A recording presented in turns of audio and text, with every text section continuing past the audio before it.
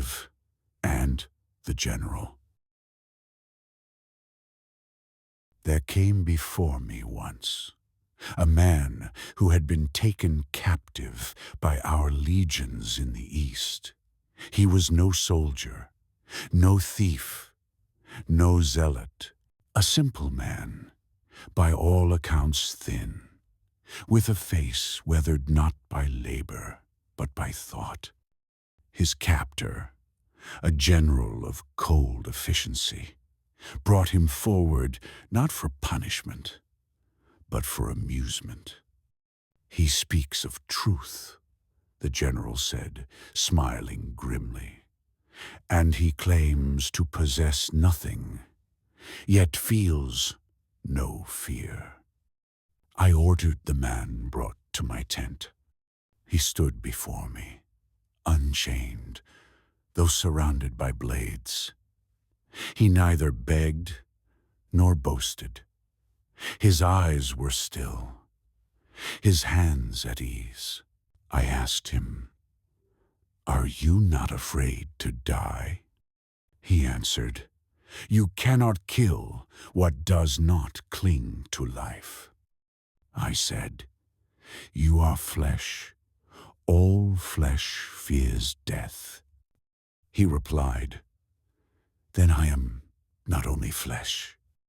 This was either madness or wisdom. I pressed him further. "You say you possess nothing, yet every man possesses his own body, his own mind." He shook his head. "The body is wind and water. It fails. It flees. The mind, if not tended, belongs to whatever conquers it. I possess only my judgment. That is mine to keep or surrender." I studied him. There was no pride in his tone, no anger. He was, in that moment, complete. So I asked the question that divides slaves from emperors. "What is truth?" He did not hesitate. "Truth is what remains when all lies have fallen away. It is not an opinion, nor a weapon. It cannot be bartered or bent. Truth is like the sun. It does not argue with the blind." This struck me more deeply than any speech of the Senate.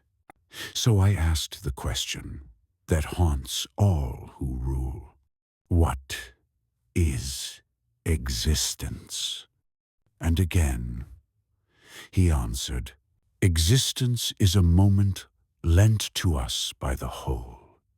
We rise as waves from the sea of being, and return just as swiftly.